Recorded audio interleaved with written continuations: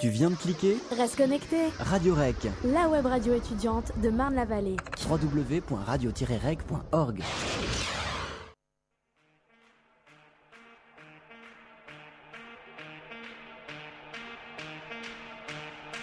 Please, you can. It's a beautiful goal. It's magic. The public is for you. Magic. Joke goal. You are very happy of your goal. It's magnifique.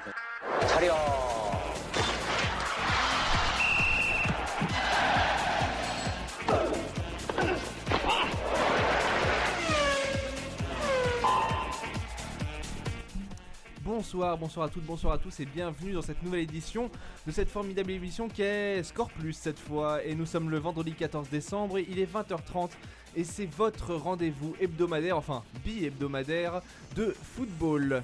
Ce soir au programme, messieurs, on va faire un petit focus sur la Ligue 1. Le PSG qui a explosé Valenciennes, on verra les secrets de la réussite francilienne du moment. On enchaînera sur l'OM qui se refait une beauté en Corse, les montagnes russes continuent pour les Phocéens. L'OL qui est stoppé dans sa lancée par l'AS Nancy-Lorraine, on essaiera de décrypter un petit peu les coulisses de cette rencontre. Bordeaux-Saint-Etienne, ça sera le coup de gueule de la soirée, parce qu'on n'a pas vu de football, on a vu tout, sauf du football, et c'était la quintessence du mauvais match de Ligue 1. Et enfin messieurs, un débat qui a enflammé notre réseau Facebook, notamment on invite les gens à aimer notre page Facebook. Ce sera notamment sur le changement de logo du club et on s'est dit on va élargir un petit peu le sujet. Messieurs, ce soir j'aurai l'honneur de vous inviter dans un débat. L'arrivée massive de nouveaux investisseurs peut-elle entraîner à terme une perte d'identité pour des clubs concernés ? On verra ça tous ensemble et on verra ça avec moi-même et on verra ça surtout avec l'analyse experte, l'œil de détective, l'œil de faucon, l'œil de lynx de Raphaël. Salut Raphaël. Salut Robin, salut tout le monde. Et l'œil aussi précis, aussi acerbe de Walid. Affûté. Bonsoir Walid. Bonsoir à toutes les auditrices, bonsoir à tous les auditeurs et toujours un grand plaisir de vous retrouver. Bien entendu. Allez, c'est parti, on commence tout de suite avec la Ligue 1. On a vu quand même de beaux matchs cette il y a eu milieu des de bons semaine, matchs. pardon. Et donc voilà, non. on va commencer. Oh non. Si, on va commencer un petit peu la Ligue 1, mais il y a eu des matchs sympas. Il l'aime bien ce team-là. Oui, fan. le truc c'est qu'il Robin le l'aime. trouve très bien. Mais oui, je l'aime bien. Mais tu Voilà. sais, On a eu du spectacle, mais ouais, on a eu du spectacle un petit peu. À part le Bordeaux-Marseille, on a eu des changements de position. Bordeaux-Saint-Etienne. Voilà, à part dans Saint-Etienne, mais on a eu des changements de position. On a eu un petit peu des retournements de situation, des confirmations parfois. Et on va commencer avec la confirmation de ce milieu de semaine. C'est la victoire du PSG 4-0 à Valenciennes. Écoutez messieurs, je vous propose de commencer tout de suite. Le PSG qui a fait une victoire assez large. On a souvent parlé du meilleur match des Parisiens. Ceux qui étaient présents, les journalistes présents dans le stade, nos confrères ont donc apprécié ce match à sa valeur. La fin de la crise, le début d'un cycle, comment vous analysez ce superbe match parisien ? Est-ce que c'est fait pour durer ? Quelle est votre vision des choses ? moi, ma vision des choses, déjà, j'aimerais dire, on a parlé de Bordeaux-Saint-Etienne qui était une purge. Là, moi, je trouve que c'était le contraire, dans le sens où on a eu deux bonnes équipes et vraiment un bon match, un match intéressant avec la volonté de la part des deux équipes de jouer et de produire du jeu. Et ça, c'est suffisamment rare pour le souligner. On a eu une équipe de Valenciennes qui était quand même diminuée puisqu'il y avait la non-présence de leur meilleur élément, le défenseur central, le Gilles. Et pourtant, tu vois que les mecs n'ont pas essayé de faire comme Evian, d'aligner une défense à 5 comme souvent contre Paris et de bourriner, mais de faire le jeu et de continuer, si tu veux, dans leur idée et l'état d'esprit de l'équipe qu'on appelait il n'y a pas encore si longtemps, évidemment ça fait sourire, mais le Barcelone du Nord, je dois le rappeler. Et j'avais vu quelques matchs de cette équipe. C'est une équipe séduisante, c'est une équipe qui joue bien, qui a du mérite, qui a un beau public, il faut le dire, qui a soutenu son club même à 4-0. Moi j'aime bien cette équipe de Valenciennes, le stade est récent, il y a eu du jeu. Après c'est vrai qu'ils ont eu un peu de mal devant. Kadir qui est vraiment un très bon joueur, ils ne l'ont pas trouvé très très souvent. À cause à mon avis d'une prestation de Thiago Silva qui a été encore une fois absolument délirante et enfin j'insiste là-dessus. Pour moi c'est le meilleur joueur actuellement du Paris Saint-Germain, il n'y a aucun doute là-dessus. Le mec est vraiment très très très très au-dessus. Et le Talek c'est pareil en attaque, donc Valenciennes a eu pas mal de soucis. Derrière il y a l'efficacité parisienne qui est retrouvée dans un système 4-4-2 pas vraiment à plat avec...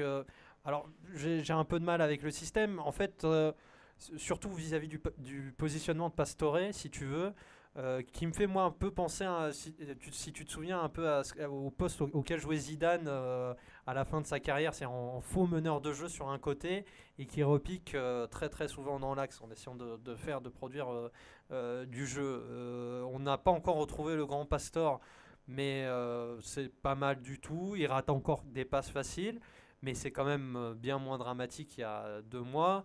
Il y a évidemment le retour de Thiago Motta, on l'avait souligné contre Evian, c'est énorme. Un bon match de Matuidi qui, bizarrement, quand il est reposé et n'a plus de pression physique, réalise un bon match. Jallet qui a été entreprenant. Vas-y, je te laisse. Non, je t'en prie, continue, finis. Et oui, je vais terminer rapidement parce que ça fait un moment que j'ai pris la parole. Devant, s'il y a un grand Ibrahimovic qui a été en mode renard des surfaces, j'ai envie de dire, en plantant 2 buts bien positionnés où Pento n'est pas exempt de tout reproche. Et c'est plutôt séduisant. Voilà, je vous laisse penser. Juste déjà pour reprendre ce que tu viens de dire, c'est vrai qu'Ibra, de toute façon, c'est un attaquant, donc au final, il met un triplé, ça suffit pour le créditer d'un bon match. Après, dans le jeu en lui-même, je l'ai trouvé faire des premières minutes quelque peu poussives, où il s'est même pris une petite soufflette par Ancelotti, ce qui est assez rare pour le souligner. Après, Paris a confirmé tout le bien qu'on pouvait dire d'eux depuis le match face à Porto. Depuis notamment justement ce changement, on a un 4-4-2 ou un 4-2-3-1, appelle ça comme tu veux. Mais on sent que, en tout cas, depuis ce changement de système, depuis ce match face à Porto, beaucoup de choses ont changé au Paris Saint-Germain. Ancelotti a sûrement durci son discours. Les joueurs paraissent beaucoup plus investis, beaucoup plus motivés sur la pelouse. Et on sent que forcément, que quand tu es dans un système qui convient à tes joueurs, que tu as un mec comme Thiago Motta en relayeur qui touche plus de 115 ballons par match et qui a 92% de passes réussies, c'est énorme. Et quand tu as du mouvement, forcément qu'offensivement, ça fait très mal. Tu as plus de 4 joueurs à vocation offensive sur la pelouse et tu sens que le Paris Saint-Germain peut faire très mal à la défense adverse. Valenciennes a beaucoup souffert dans ce début de rencontre. Même si après Paris a baissé de pied l'histoire de 10-15 minutes. Quand même, Paris a clairement eu l'ascendant dans cette première période et ça s'est rapidement concrétisé d'ailleurs. Valenciennes, je les ai pas sentis objectivement véritablement très dangereux dans la rencontre. Ils ont eu quelques occasions, mais finalement tu vois très bien rapidement que le PSG a un ascendant certain sur ce match. Surtout au milieu de terrain, j'ai vu les Valenciennois même mener 2-3-0 vouloir aller vers l'avant. Ils avaient la volonté d'aller vers l'avant.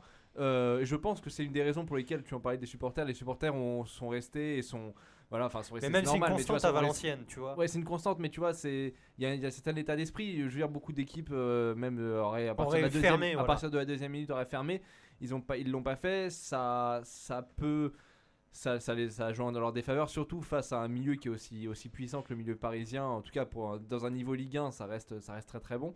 Après, je doute, pour se projeter un petit peu, je doute que ce match-là puisse constituer un début de référence, sachant que que ça soit maintenant ou que ça soit Santiago Motta, je pense que le PSG leur a gagné 4-0, c'est typiquement le match. Je suis vraiment pas sûr parce qu'en fait, je suis pas sûr dans le sens où on a quand même vu un Paris perdre, je vous le répète une nouvelle fois, on a vu un Paris perdre 2-1 à domicile contre Rennes, à 9 contre 11. Je veux dire, quand tu as un milieu de terrain qui maîtrise pas du tout son sujet et qui est étouffé par le milieu de terrain adverse, à Valenciennes, si t'as pas l'emprise sur le match et une emprise tactique et aussi technique, ça peut être très compliqué. Sauf que là, Valenciennes n'a pas eu beaucoup le ballon. Valenciennes a été obligé. C'est partagé. En première mi-temps, il y a eu quand même 20 premières minutes des Parisiens que j'ai trouvé très bonnes. Je pense que Valenciennes a eu très peur parce qu'ils se sont rapidement rendus compte que sur les côtés, ça allait très très vite. Menez a fait un excellent match, à mon goût en tout cas. Je l'ai trouvé très bon dans le sens où. Je pense que tu penses à l'occasion qui rate. Moi je m'en fous. Après c'est Menez. Ça arrive à la fin, tu vois. Le score est déjà bouclé. Moi, je regarde le reste du match. Il propose un nombre de solutions qui est quand même incroyable. Je veux dire, c'est un danger constant, en tout cas psychologiquement pour les défenseurs. Ils savent que tu as un mec comme ça derrière qui va aussi vite. Et ils montent pas l'esprit tranquille. Ça les empêche de se livrer corps et âme vers l'avant. Et de toute façon, les joueurs sur les côtés, même l'avait dit, je trouve que petit à petit, il reprend un état de forme. Il commence à revenir. On en avait parlé au début de saison quand il n'était pas là, mais les gens, quand Paris était mauvais, oubliaient qu'il y avait quand même un mec comme l'avait dit qui était sur le côté, alors que c'est quand même une des recrues phares du mercato. Aujourd'hui, on a un Paris qui est bien sûr, bien évidemment, c'est beaucoup plus convaincant qu'avant. il semble avoir trouvé une certaine stabilité. Je pense que Walid, je sais pas ce que tu en penses, mais c'est pour ça qu'Ancelotti fait si peu tourner. C'est qu'il a tellement pas eu la possibilité de profiter de son groupe au complet qu'une fois qu'il l'a, il essaye d'installer cette ossature. Mais évidemment qu'après, il y avait quand même. C'est pour ça que je pense qu'on allait quand même très très fort. On a tapé trop fort sur le Paris Saint-Germain au mois de novembre. Il y avait énormément de blessés. Il y avait cette incapacité à pouvoir aligner la même équipe. Et dès lors qu'il a son groupe et ses éléments essentiels, à savoir la triplette. On peut le dire, Silva, Mota, Zlatan, plus 2-3 joueurs un peu moins importants, ça suffit pour retrouver un Paris Saint-Germain intéressant. Il y a eu, et tu as raison de le souligner, le durcissement du discours d'Ancelotti qui est pour moi très clair. Et encore une fois, il y a une dépêche AFP là, qui venait de tomber où on sentait où le mec déclarait, en fait moi j'ai plus confiance en l'AFP que dans d'autres médias, où il disait qu'en gros Ancelotti n'était pas dupe sur les manœuvres de Leonardo sur le recrutement par exemple des noms de Schneider où il n'était pas tellement pour, ou sur la crise du fait qu'il pourrait sauter d'un moment à un autre. Il a pris des décisions contre Néné, on a bien vu avec sa mise à l'écart. Finalement je pense qu'il a pris un peu si tu veux, il a compris ce club. Ça a pris un certain temps, mais il a compris ce club, il a compris le football français dans le sens où il faut à un moment donné muscler le discours et faire des choix et ne pas tout le temps être dans la cohérence, plutôt être dans la cohérence, mais pas si tu veux faire plaisir à tout le monde. Voilà. Le gros problème à mon avis, c'était qu'à un moment donné, il voulait faire goûter à tout le monde et en titularisant des mecs qui n'étaient pas forcément là. Et même, on l'a vu, il a haussé le ton. C'est beaucoup plus facile paradoxalement, c'est beaucoup plus facile, je trouve, de ne pas faire tourner son effectif quand tu as tous tes cadres dans la possibilité, en tout cas, d'être alignés dès le départ. Parce que quand tu as ton Thiago Motta, Zlatan et Thiago Silva qui sont en forme et qui peuvent être alignés en même temps, je vois aucune raison qui poussera Ancelotti de s'en passer, vu qu'il a mis un nombre de semaines hyper longues avant de trouver une stabilité dans ce milieu de terrain. Donc une fois qu'il a cette ossature et ce squelette, je vois pas ce qu'il pousserait à sortir Mota et à faire rentrer un mec comme Chantôme ou Sissoko. Ouais, et puis il a Matuidi, il a quand même. À 2 c'est plus simple qu'à 3 pour faire son milieu, ça me paraît évident. Mota, je pense que c'est beaucoup plus adapté. On va pas en reparler. Parce que moi je pense que Robin, je croyais qu'il allait partir un peu dans cette réflexion là, donc j'abordais, mais en fait il n'est pas tellement allé là où je pensais qu'il allait aller. Moi je pensais qu'il allait parler un peu du système et que tu n'étais pas finalement certain que le système allait perdurer tel quel. Et moi je pense que par exemple en Ligue des Champions, ou quand on aura des attaques un peu plus affûtées, il va pas s'amuser à laisser un milieu à 2 et un 4-4-2 à plat. Comme si un milieu à 3 milieux défensifs c'était normal. Non, mais quand t'as pas la possession et que tu subis le 4-4-2 à plat, c'est quasiment mais le 4-4-2 mortel. à plat, on est d'accord, mais un 4-2-3-1 comme on le voit quand Zlatan décroche et que Ménès prend la pointe, je vois pas où est le problème. Mais non, enfin pour moi c'est pas vraiment une histoire de système, mais un peu quand même dans le sens où les mecs devront faire les efforts défensifs. Est-ce qu'ils vont faire les efforts défensifs dans ce système-là ? En Ligue 1, ils en auront les moyens. Il y a la volonté, mais il y a aussi avoir les moyens. Est-ce qu'en Ligue des Champions, si tu tombes demain contre tu tires le Real et tu te retrouves à 60-40 de possession avec des mecs qui vont débouler de tous les côtés, est-ce qu'ils vont être présents ? Quand tu vois avec le milieu à 3 milieux défensifs qu'ils avaient, le peu de maîtrise qu'ils avaient au milieu de terrain et la façon dont ils subissaient, ça m'inquiète aussi. Je pense que c'est pas en accumulant les milieux défensifs que tu as forcément une meilleure garantie dans l'arrière-garde. C'est pas tellement en fait de ce point de vue là que je me plaçais, mais plus dans le fait de bien subir. Et moi, il y avait une constante quand même, c'était la solidité, même quand ça n'allait pas. C'est une équipe qui prenait très peu d'occasions, et à un moment donné, il n'y a pas eu de ce que j'appelle moi le réalisme défensif. C'est-à-dire tu prends pas beaucoup d'occasions, mais tu prends pas de but. Ils concédaient peu d'occasions, mais ils prenaient pas mal de buts. Et cette constante-là, il faudrait essayer quand même de la retrouver.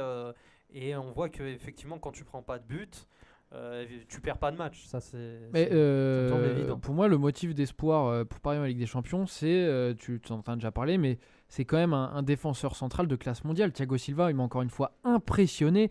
Il fait preuve d'une sérénité et d'une justesse tactique et technique derrière qui est impressionnante. Et c'est vraiment, pour moi, c'est l'assurance tout risque. Oui, c'est l'assurance tout risque. On n'a pas noté, mais il y a la blessure d'Alex qui est quand même pas mal Préjudiciable, ouais. handicapante. Dans le sens où, pour moi, Ancelotti a fait un choix clair, c'est de mettre Alex numéro 1 alors qu'il était dans la rotation. Et moi, ça me semblait cohérent puisque je trouvais Alex un peu plus sûr. Et il faut le dire aussi que axe gauche, Thiago Silva, c'est quand même du très très très très lourd. Ouais. Après, je doute que la blessure soit si préjudiciable d'Alex, si tant est que Sakho fournit une alternative qui a d'autres qualités et d'autres défauts qu'Alex. Mais pour moi, les deux se valent. C'est-à-dire que là où Sakho va être un peu plus agressif sur le placement défensif, etc., Alex va gagner peut-être en apport offensif, va gagner en relance, en entente avec Thiago Silva. Jeu de tête aussi. Ouais, en jeu de tête. En jeu de tête, c'est vrai. En 1 contre 1, c'est vrai qu'il est plus dur encore. Quoique, non, quand même, Alex, je trouve qu'en jeu de tête, c'est très très bon. Il est bon, c'est une présence, mais il cadre pas. Vous savez, je pense qu'il y a un facteur il y a un facteur à pas oublier, c'est qu'on parle par exemple au Barça de Messi et de ses préférences. On sait très bien que quand Messi aime pas un mec au Barça, par exemple sur le flanc de l'attaque, il le dit tout de suite et le mec, au bout de 6 mois, il est plus là. Je pense qu'en défense au Paris Saint-Germain, il y a aussi le même genre de truc à prendre en compte. C'est que Thiago Silva avait dit quand même que même s'il avait démenti parce qu'il avait vu que ça avait fait polémique, qu'il préférait jouer avec Alex pour des raisons linguistiques et pour des raisons peut-être d'affinité aussi. Moi je comprends, c'est normal. Je pense que pour moi, Sakho, de toute façon, sa situation est beaucoup plus compliquée. Il y a sûrement beaucoup moins de complémentarité avec Thiago Silva et c'est pour ça que je me dis que c'est pas forcément si anodin que ça la blessure d'Alex. Ouais. Et puis à voir aussi pour l'équipe de France, est-ce que ça peut lui être préjudiciable de ne pas trop jouer, puisque apparemment Deschamps en avait fait un de ses titulaires vu qu'il a joué tous les matchs avec Deschamps. Ça serait compliqué si le mec tu vois ne joue pas trop, donc à voir. Ok. Messieurs, en tout cas une belle victoire du PSG. Nette et sans bavure. Nette et sans bavure, avec des buts parfois empreints de réalisme, mais qui dit réalisme dit plutôt, placement. Ouais. Donc, mais il y a un beau but de la Vedzi aussi, qui est où la qui défense a avalé tout le match. C'était impressionnant de. Ah ouais, moi aussi je l'ai trouvé. C'est la Vedzi. Écoutez, mais c'est la Vedzi, à Naples, il a tout le temps été comme ça. Là, il est à Paris, il a été blessé et il a eu quelques problèmes. Messieurs, je vous propose d'enchaîner tout de suite avec l'OM que tu peux introduire, notamment Raphaël. Écoute, je peux introduire, oui, tout à fait. Marseille qui se déplaçait, c'était un déplacement périlleux à Bastia. Plus trop là, vu les circonstances. C'était un peu hostile devant le stade quand même. Hein. Ouais. Marseille a réussi à se refaire une beauté en Corse. Il voulait la placer.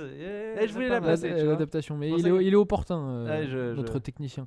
Non, ouais, donc Marseille, c'était quand même, malgré Walid, ce que tu peux dire, c'était un déplacement pas facile à Bastia. C'est jamais facile de se déplacer en Corse. Oui.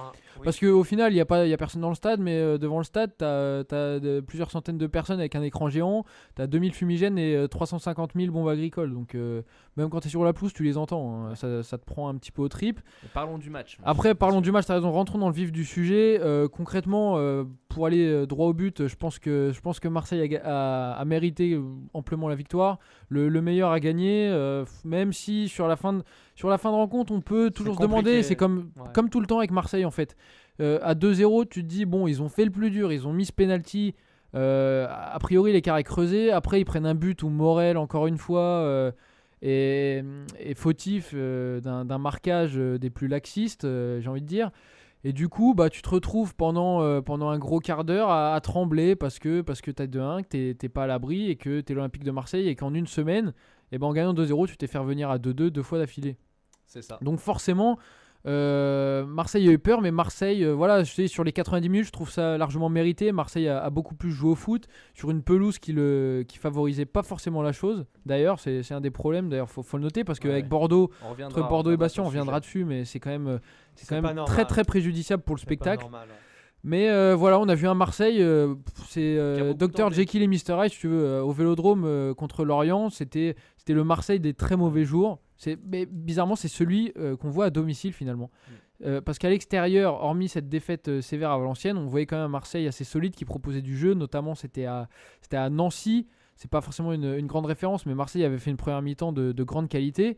Et là, une nouvelle fois à Bastia, on a vu un Marseille plutôt solide en première mi-temps, un Marseille qui allait volontiers de l'avant, qui s'est procuré pas mal d'occasions. Une nouvelle fois, faut le dire et faut le répéter parce que il est encore victime de pointage du doigt assez fréquent. Mathieu Valbuena a débloqué la situation d'un magnifique but. Non, je pense que maintenant plus personne ne Il y avait pointe eu Valbuena. quelques critiques contre Lorient où il avait été particulièrement inefficace pour moi. Ensuite, je pense que c'était juste une mauvaise passe et je pense qu'on peut l'excuser dans le sens où c'est difficile de porter une équipe pendant 15 matchs à plus C'est de ça, bras. oui, Au c'est bout d'un ça. moment, le moral lâche et autant Et il est qu'on- tout seul. Donc là, il a porté ses responsabilités, il a mis un but splendide. Hein. Il a fait le plus dur, parce qu'à Marseille, c'est souvent ça. Le plus dur, c'est de déjà prendre l'avantage. On sent qu'il y a eu des matchs où Marseille a largement manqué de réalisme et d'entrain offensif. Là, Valbuena a permis de franchir ce cap. Marseille mène au score. Et là, même moi, quand Marseille mène à 0, je me dis, bah, finalement, c'est logique. Bastia ne fait quasiment rien. Marseille domine le match et c'est somme toute, à la mi-temps, c'est un résultat qui est plutôt normal, qui est plutôt rationnel. Mais sur la deuxième mi-temps, Mais c'est le quand même problème, beaucoup plus le compliqué. problème, c'est que Marseille, une nouvelle fois, a croqué pas mal d'occasions après l'ouverture du score. C'est qui? C'est Jordan Ayew, il me semble. André Ayew qui en a croqué aussi des pas mal. Et du coup, une nouvelle fois, 1-0, bah, tu trembles encore parce que tu revois ce scénario. C'est un replay tous les week-ends. On a l'impression que Marseille se fait peur tout le temps et tu te dis ils vont toujours se faire attraper. Et ils ont ce fait de match plutôt dans leur sens où il y a un penalty qui est non sifflé justement pour Bastia et dans la foulée, tu as le penalty qui est sifflé en faveur de Marseille. André Ayew prend ses responsabilités. C'est pas un contexte très facile. Ça s'embrouille pas mal sur le banc. Ça va un peu dans tous les sens et malgré tout, il arrive à transformer son penalty. Et donc, c'est a priori quand même à 2-0. Tu te dis, je me répète, je rabâche, mais tu te dis c'est normal parce que moi, j'ai pas senti Bastia dans le coup. Ouais, mais encore une fois, tu vois, c'est ce qu'on dit avec Marseille, c'est vraiment les circonstances. Et je me souviens de Robin qui disait ça il n'y a pas si longtemps et on le disait souvent. Et si tu as les circonstances avec toi dans le match, c'est bon, mais dans le cas contraire, tu as le moindre début de petit accrochage, ça devient très compliqué. Après, je pense que insurmontable. oui, mais les Marseillais en ce moment ont peur de cet accrochage justement, parce que bien sûr qu'ils les en ont peur. circonstances positives dont tu parles, c'est une question de mental et j'ai l'impression des fois en voyant ce Marseille-là, même si il arrive à faire le plus dur généralement assez, ça arrive, c'est factuel, ils le font, et j'ai l'impression de voir le Bordeaux de début de saison qui perd ses moyens à partir de la Très 70e facilement. minute en se disant Beaucoup on va trop se prendre un facilement. but. C'est très mental et ça nous est tous arrivé en jouant au foot, en regardant une équipe qu'on aime, en se disant ça va arriver et ça arrive. Et t'imagines Mais que t'as l'argent, le mais je pense joueur- qu'il y a un vrai traumatisme de cette fameuse semaine où ils se font rattraper 2 fois d'affilée Voilà. et où les autres reviennent à 2-2. Je pense que c'est resté ancré dans les mémoires et que forcément tu revis souvent le même scénario le week-end. Quand tu gagnes 2-0 et qu'à Bastia tu prends un but et qu'il te reste un quart d'heure, bah, je peux te dire que les jambes commencent à trembler parce que tu te ça a refais été tout le dur à la scénario, fin, tu te refais le film et tu te dis si on repart de Bastia en faisant 2-2 alors qu'on menait 2-0, et bah là tu peux te poser pas mal de questions. Et heureusement qu'Ange Min pour Marseille ne siffle pas le penalty parce que à 2-1 avec ce penalty là, c'est plus du tout la. Ouais, la après t'as Après, une tu vas main me de dire Bastia non Edessi, sifflée. etc. Non mais t'as une main de Bastia qui est non Je sais sifflée ce que aussi tu vas me dans la dire. surface en première mi-temps. Mais le match n'est plus du tout le même. Il n'y a pas de contestation sur le penalty marseillais qui est là. Bon, il y a un penalty à. Généralement, tu sais très bien, ce discours-là, je veux volontiers, je veux bien l'entendre. Mais sur ce match-là, je trouve qu'il y a eu tellement un écart de niveau, dans le sens où j'ai senti quand même Marseille largement supérieur, que certes, cette action, elle est en faveur de l'OM, mais finalement, tout ça, c'est mérité. Je pense qu'on a fait le tour du match. Alors je sais qu'il n'a joué que 5 minutes, un peu plus, mais on a vu l'entrée de Gignac. Bien entendu qu'on ne peut pas le juger sur ce... Il a été bon. Il a été bon, mais Moi, en tout cas, je peux le après, dire, il a été bon. C'est sur 5 minutes, t'as un peu de mal, mais Ouais, mais tu penses, tu vois, en 5 minutes, il se procure 2 occasions, donc c'est pas négligeable. J'y arrive. Pour toi, c'est un vrai apport, Gignac. Même par rapport à sa blessure, on sait qu'il a eu un très bon début de saison. On sait aussi que ce genre de blessure, en plein dans un temps fort, ça peut arrêter un joueur. Tu penses, au vu des 5 minutes visiblement qui t'ont suffi? Un joueur lambda, je te dirais oui. Je veux dire, un mec lambda qui se blesse alors qu'il était en plein boom, mais après tu penses forcément qu'il reviendra difficilement. Mais là, on parle de André-Pierre Gignac. Donc ça peut faire rire dit comme ça, mais si tu veux, c'est un peu le Djibril Cissé nouvelle génération, dans le sens où il a un mental quand même, un mental d'acier. Le mec, il s'est fait critiquer, mais faut voir ce qu'il a pris au Vélodrome. Hein. Ouais. Pendant 2 saisons, il a pris de sacrés tarifs. Ouais. Des banderoles, des insultes sur les réseaux sociaux. Après, il en a pas forcément répondu aussi pendant 2 ans. Hein. Il a pas répondu sur le terrain. Hein. Ah non, mais on est d'accord, il était en difficulté, il faisait pas tout pour se sortir de cette situation. Là, il a vécu un début de saison très prolifique, il a été très bon dans ce début de saison, il a eu beaucoup de réussite. Et cette blessure, moi j'ai senti, en tout cas je l'ai suivi pendant toute cette blessure à travers les réseaux sociaux, tout ce qu'il peut faire. Des fois on peut échanger volontiers. Et tu sens que le mec n'était pas du tout atteint. Dès qu'il a été blessé, il a dit mais vous inquiétez pas pour moi, je reviendrai encore plus fort. Et là tu vois que dès qu'il rentre en jeu, il arrive à se procurer 2 occasions. Alors il les met pas au fond, mais il fait les choses. Et pour moi, c'est quand même un motif d'espoir. Déjà, moi aussi, par rapport au reste du collectif marseillais. Et il peut remercier, mais il peut quand même remercier le staff médical de Marseille qui a fait un excellent travail avec lui. C'est vrai, en plus, ils ont été patients. Mais en plus, d'autre part, premièrement, je pense que Marseille n'a pas vraiment le choix. Est-ce que ça peut être un homme important ? De toute façon, ça sera un homme important ou non. Ils n'ont pas 10 000 solutions. Il n'y a que lui et éventuellement un retour de Rémi. Mais sinon... Et encore une fois, Rémi, ça a l'air très très compliqué pour lui. Donc ils ont vraiment besoin de Gignac. Et puis, deuxième point sur ce joueur-là, quand même, Gignac, moi il me semble que ça a l'air d'être quelqu'un d'intellectuellement un peu plus élevé que la moyenne et que le reste de l'effectif. Tu parles d'André-Pierre Gignac ou de Loïc Rémy ? D'André-Pierre Gignac, moi, j'ai l'impression. Je sais pas si tu me. Je connais pas assez le mec pour le juger intellectuellement, mais à première vue, ça a pas l'air d'être la J'ai vu des mecs lumière faire des absolue. déclarations d'après-match ou des. Moi, j'ai entendu. C'est pas Jourdain, hein, mais. Enfin non, mais je veux dire, moi, ça explique aussi son mental. Pourquoi le mec a toujours cru en lui. J'apporte un élément, mais ça, pour moi, c'est 2 choses qui sont quand même à différencier. Le mental d'un joueur, la façon et la possibilité. Mais moi, j'imagine très bien qu'un autre joueur, tu vois, s'il se fait siffler, on a déjà vu, je vais pas citer des noms, faire des doigts d'honneur, s'énerver, non, ça c'est vrai. aller contre, tu vois, l'effectif. L'intelligence de comportement. Oui, comme à Montpellier, les mecs, ils sont, faut le dire, ils sont nuls à chier depuis le début de la saison. Voilà, il met un but et il dit ferme ta gueule à tout le monde. Voilà, et ça, il ne le fait pas. Donc c'est pour ça que pour moi, ça fait partie des raisons pour lesquelles. Après, il y a peut-être le fait qu'il soit de la région, tu vois, c'est le club de son cœur. Peut-être que le public, il a une relation spéciale. J'ai du mal à y croire dans le football moderne, mais tu peux pas savoir si le mec était dans un club dont il est plutôt distancé, tu sais pas quelle relation il aurait ou pas.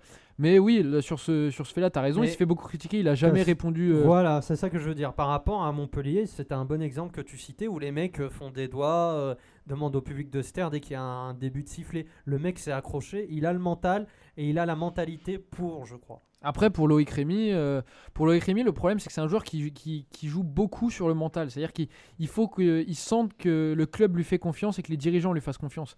Sauf qu'en ce moment, on a un Jordan Ayew qui est bon sur le front de l'attaque. Et Loïc Rémy débute pas mal de matchs sur le banc. Donc, moi, j'ai une question quand même sur Jordan Ayew. Certes, d'ailleurs, l'année dernière, on l'avait vu, sa bonne saison, c'était la conséquence de plusieurs matchs où il avait enchaîné. Et au fur et à mesure, il s'était senti bien. Et ça avait concrétisé sur pas mal de réalisations. Mais Jordan Ayew, moi, je n'irais pas jusqu'à dire qu'il est bon. Je dirais qu'il est un peu moins mauvais. Il est moyen plus, voilà.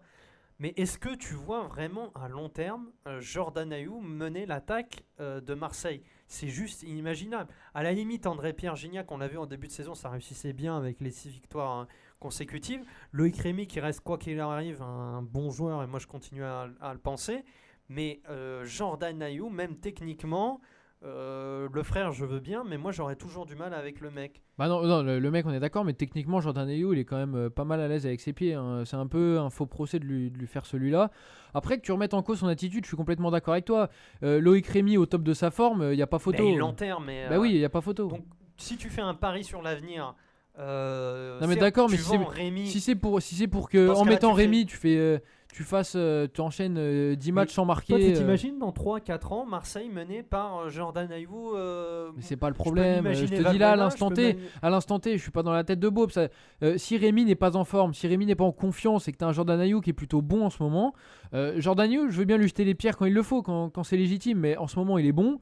Alors oui, il y a Mais il est son bon un attitude. match sur deux. Je veux dire, là, aujourd'hui Marseille gagne, le prochain et on perd, on fait la même émission et on va nous dire mais il est nul, on n'en veut pas. Et c'est ça aussi mon problème avec Marseille, c'est que c'est difficile d'avoir une constance dans le jugement tellement les résultats sont en dents de scie. Et Enfin, je veux très dire, qu'un mec fasse un difficilement mauvais match, qu'un mec fasse un mauvais match tous les 3 matchs, je veux dire, ça arrive à beaucoup de mais monde, là, c'est surtout plus à Marseille. 1 sur 2. C'est plus 1 sur 2 en ce moment-là. Non, je te Contre trouve, Lorient, non, il là, est je pas te bon. trouve vraiment super dur envers Jordan Ayew. Contre Lorient, c'est les 3 quarts de l'équipe qui sont pas bons. Ben, écoute, Après, moi, tu vois, pour vous faire un peu arbitre entre vous deux, je pense que Jordan Ayew, le cas Jordan Ayew est typique du cas de Marseille actuellement. C'est-à-dire que c'est bon un match sur deux. ben, c'est ce que on je dis. reconnaît des qualités, comme on reconnaît des défauts qui défauts sont de énormes. constance. Et moi, pour moi, la saison de Marseille sera la saison de Jordan Ayew. J'ai l'impression qu'il y a un lien entre les deux. Voilà. Après, en plus, il y a la Coupe d'Afrique en janvier. Il y a Et pas mal les de joueurs deux qui frères vont. Ayew vont partir. Heureusement, on a le Cameroun qui n'est pas qualifié pour Marseille. Ça résout un problème en défense centrale. Après, à voir ce que ça va donner. Mais c'est vrai que le classement actuel est assez inespéré. Ils comptabilisent sur leurs 6 victoires, qui fait beaucoup de bien. Et à voir après sur la durée, moi je me pose des questions. Voilà. Bien entendu. Je vous propose de clore cette page marseillaise et d'ouvrir sur un nouvel olympique. On va parler de l'Olympique Lyonnais cette fois. Et messieurs, je vais vous proposer tout de suite qu'on se taise un petit peu parce qu'on a assez parlé et qu'on écoute un petit peu Rémi Garde. Soyez honnête. Qui remet en cause l'arbitrage juste après le Lyon-Nancy où je rappelle il y a eu match nul qui marque un certain coup d'arrêt pour les Lyonnais. On écoute ça tout de suite. Je pense qu'on avait les moyens d'ouvrir le score déjà.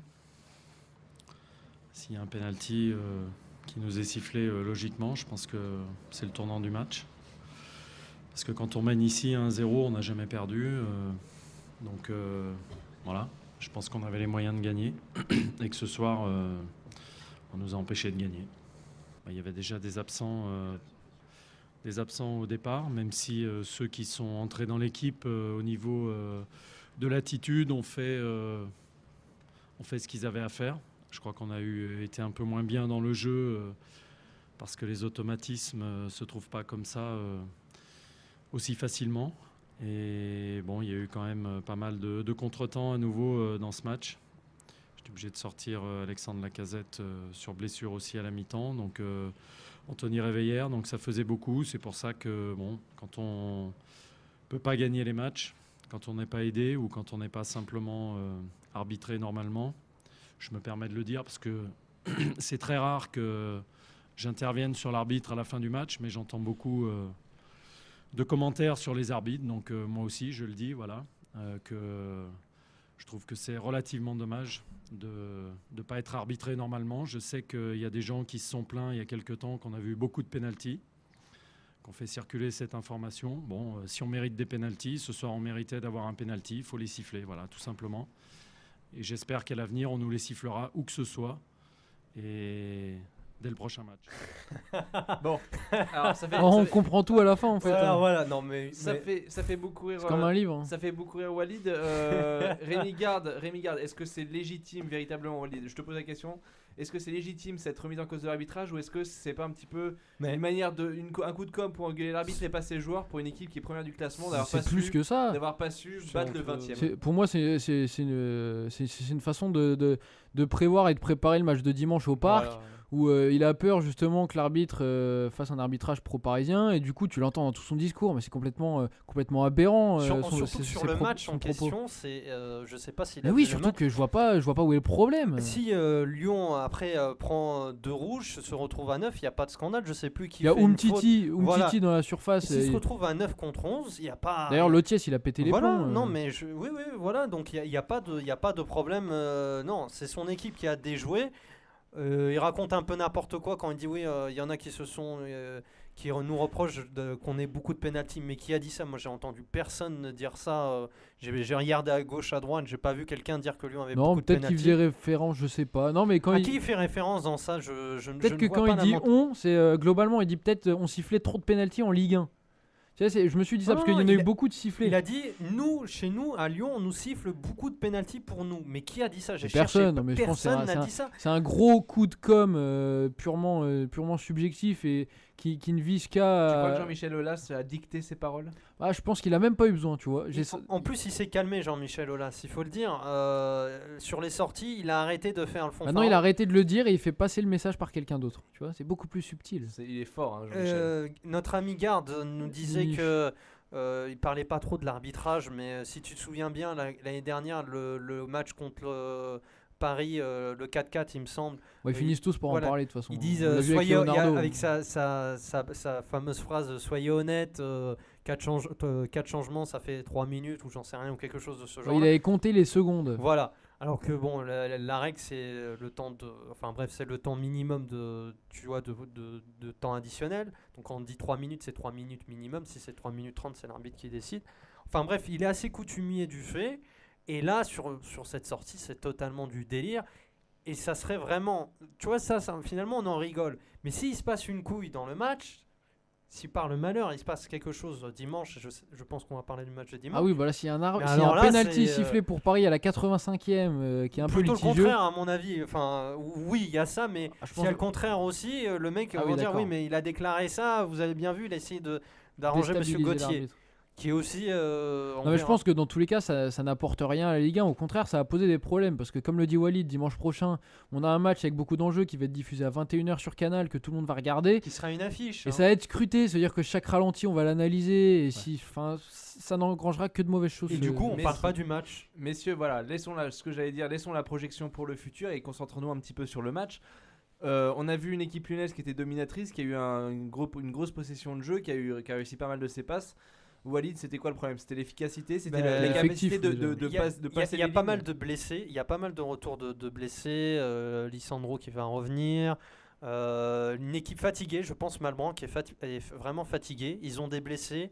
Ah mais attends, Malbranc, je veux bien qu'il soit fatigué, mais quand Il est t'es fatigué. accompagné de Fofana et d'Mvemba au milieu de terrain, je veux dire, c'est pas Gonalon. Après, t'as et, Grenier qui est... c'est pas Gonalon-Grenier. Quand il te manque Gourcuff, Grenier, Gonalon qui est suspendu, quand t'as Lisandro qui est pas là, ça les enchaîne. Ça- Alors ça certes, fait beaucoup. t'as le retour de Lovren, mais Lovren, pardon, il revient à peine. Tu peux pas d'entrée compter sur lui comme être un pilier Finalement- de ce secteur défensif. Finalement, Lyon rencontre un peu les mêmes problèmes que Paris avait rencontré au mois de novembre au niveau des blessés et de l'incapacité à pouvoir aligner une équipe, tu vois. Sauf que là, c'est pas Chanteau, mais Matuidi au milieu de terrain. Là, c'est Mvemba et Oui, Fofana. voilà, c'est ça le désavantage. Donc c'est vraiment du troisième couteau, des troisième ou quatrième couteaux du centre de formation. La 5e cuillère. Oui, voilà, si tu veux, mais là, effectivement, le PSG Lyon là, qui arrive, pour eux, parce qu'effectivement, on analyse cette rencontre, il arrive vraiment au pire des moments pour les Lyonnais. Quoi. Ils ont Et au meilleur pour les énormément Parisiens. blessés. Il y a Et au deux meilleur semaines- pour les Il y a Parisiens. 2 semaines, tu me dis PSG Lyon, je disais Lyon ça va être pas mal, ils ont un coup à C'est jouer. pour ça va là, super vite dans le foot. t'as Et l'impression. les gens, Walid en avait parlé tout à l'heure, mais les gens ont tendance à employer de mots trop importants, des mots trop forts, trop connotés. Que ça soit positivement ou négativement. Voilà, des deux côtés, je veux dire, on est toujours dans le sensationnel et dans le souhait de marquer le coup avec Ça, des c'est mots médiatique, super je forts, pense. des coups Mais nous, à médiatiques. Score Plus, on a un recul et on Et on a analyse du recul. Et c'est pour proprement. ça. Et on On remercie essaye d'en les avoir. auditeurs qui nous écoutent pour ça. Voilà. Ensuite, évidemment. Non mais voilà, pour finir juste oui. avant que je te laisse commencer, Ouais. je pense que ce gros manquement au milieu de terrain leur a pas permis d'avoir l'emprise qu'ils ont habituellement, parce que le milieu de terrain, on sait très bien que c'est la force absolue de cette équipe lyonnaise. Ils se font une nouvelle fois sauver par un Michel Bastos qui apparemment aime bien jouer ce rôle de héros. Il l'avait déjà fait au début de saison. Il est bon. hein. Il a mis sa cape de Superman et il est arrivé une nouvelle fois à scorer un goal. Mm. Mais voilà, on a vu un Lyon pas super convaincant et c'est vrai qu'avant de se déplacer face à Paris, il y aura certes le retour de quelques joueurs dans ce 11 de départ, mais c'était pas la meilleure manière de se préparer avant Dabo, de je se crois, déplacer a au Parc pris, des Princes. Pour son carton rouge, il a pris 2 matchs, donc il sera pas là. Non, ça va être compliqué. Réveillère, il fait des examens. Là, on va avoir les résultats dans la soirée. Ça D'ailleurs, moi, s'annonce pas si très bien. il joue, je vois bien un but de Réveillère. Tu sais, la petite revanche par rapport au dossier de cet été.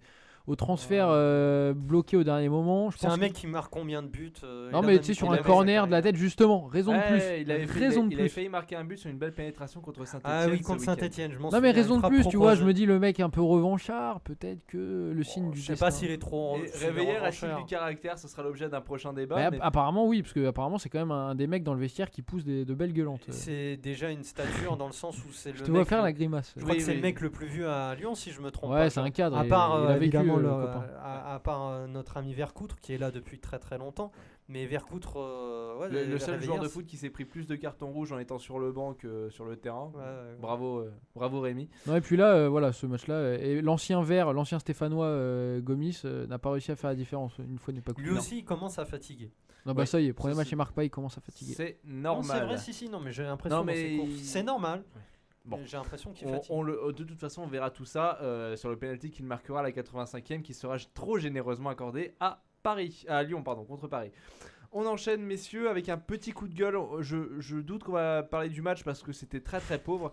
Mais sur Bordeaux-Marseille. Alors, Bordeaux-Marseille. Non, mais t'as du mal, c'est Bordeaux-Saint-Etienne. Bordeaux-Saint-Etienne, Je excuse-moi. sais pas ce que t'as avec Marseille. Excuse-moi, je fais une petite C'est le genre de purge quand Non. D'habitude, justement, ce que j'allais y venir. D'habitude, moi, ce match-là, c'est Bordeaux-Toulouse. Bon, bah là, c'est Oh, ça l'a été déjà. c'est Mais ça l'a été, c'est mais- Bordeaux-Saint-Etienne quand Sauf que là- il me semble que c'est le 0 troisième de la troisième défense de Ligue 1 contre le deuxième. Bah, surtout le 4ème contre le 5ème, c'est ça qui est inquiétant. C'est Voilà, vraiment- qui nous a accouché d'une rencontre Ça offensivement fait flipper, qu'est-ce que tu veux que je te dise. extrêmement Non, mais pauvre tout, face mais face à une défense qui n'était pas à la fête non plus. C'est ça Non que- mais c'était tout, c'était Voilà. techniquement c'était catastrophique. La pelouse, mais c'était pitoyable, mais je sais pas s'il faut en parler. Pour éviter le gel, ils ont été obligés, tu sais, comme quand tu fais les solutions que tu fais, tu mets du sable, et ça, sur un terrain de football professionnel, c'est lamentable, quoi. Je veux dire, c'est pas normal. Mais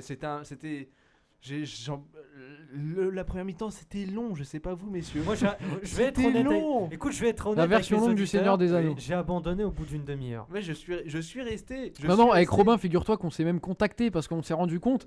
On s'est appelé, on s'est dit c'est pas possible.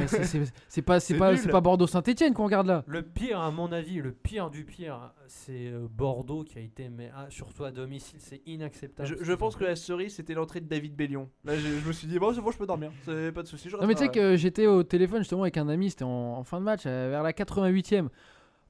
On faisait le constat de ce match, enfin finalement de ce non-match parce qu'on n'avait rien vu.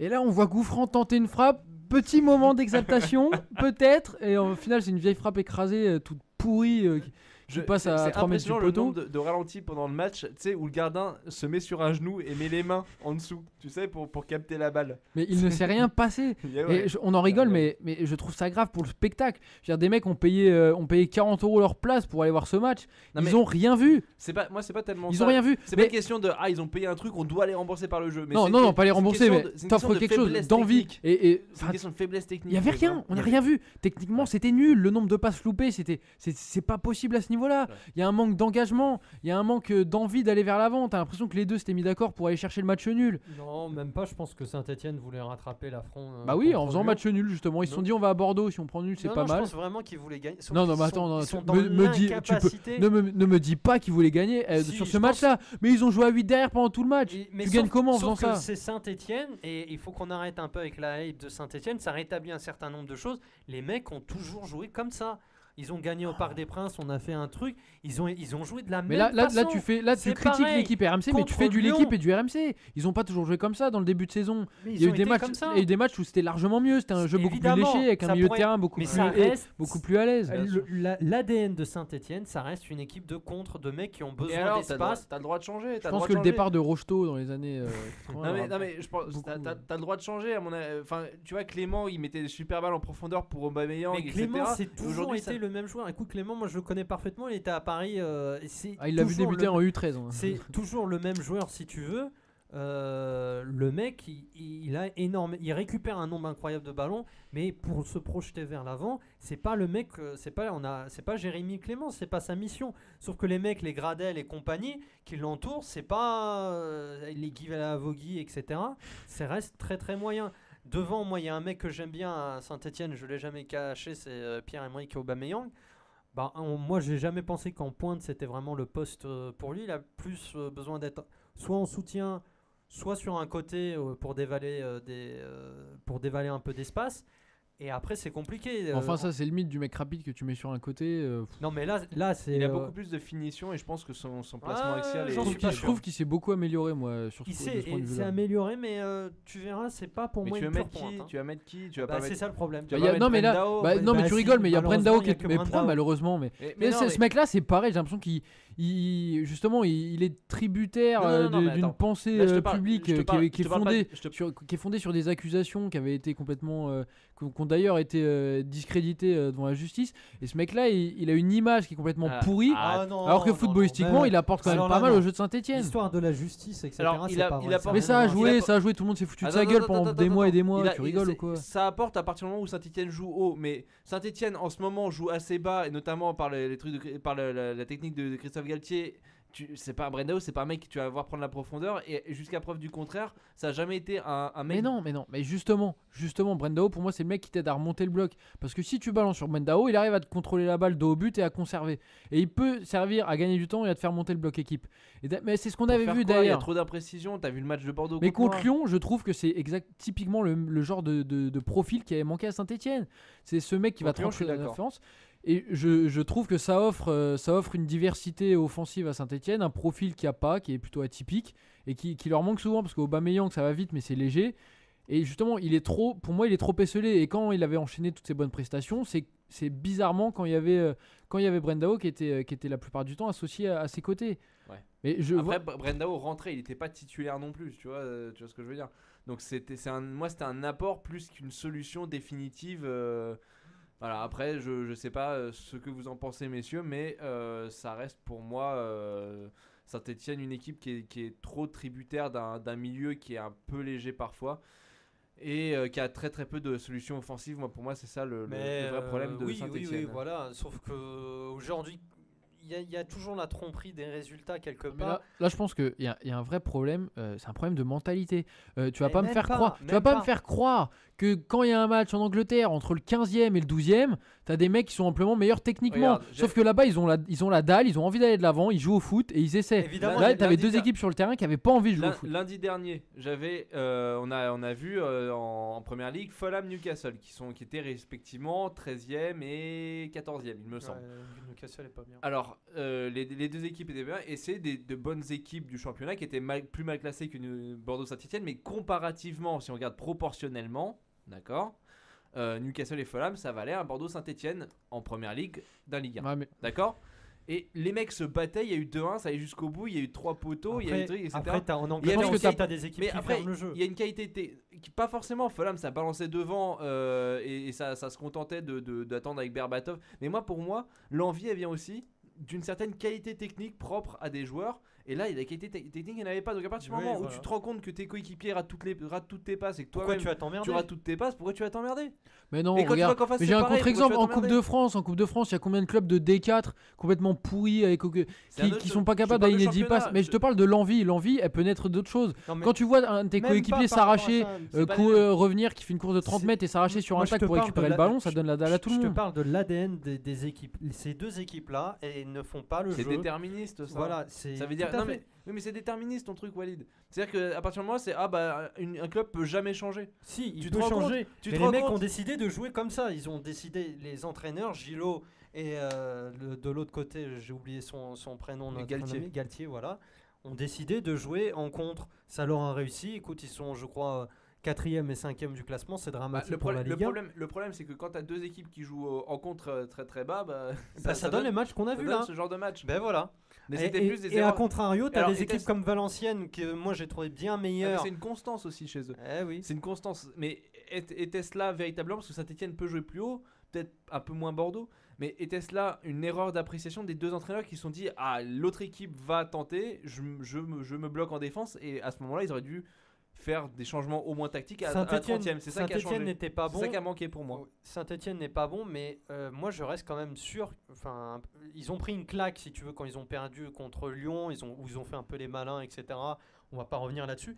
Je pensais sincèrement, et j'ai cru le voir, que les mecs voulaient quand même gagner. Et dans ce 0-0, si on devait donner la victoire à quelqu'un, on la donnerait plus à Saint-Etienne qu'à Bordeaux. Vous êtes d'accord? Et on a eu un tout petit peu plus quand même. Ouais, mais là tu juges la médiocrité. Enfin, Il y avait un, mais après, c'est C'était vrai que les médiocre mecs- des deux côtés. Moi, je la était donne à tellement- personne. J'ai pas eu l'impression que quelqu'un voulait aller la chercher cette victoire. Après, les mecs étaient tellement limités que finalement, bon, ben écoute, ils se sont dit à partir de la 70e, on Non, mais moi je termine trouve que et c'est. Moi je on pense joue que le c'est plus grave 0-0. que ça, malheureusement. Je trouve que c'est pas qu'un problème technique. Certes, il y a eu le déchet Mais technique le qui problème était technique, c'est omniprésent. grave, hein. Non, mais bien sûr Je que te c'est dis, grave, c'est on très est grave. d'accord. Il y a des passes de moins de 15, de moins de 13 à 5 mètres qui sont foirées.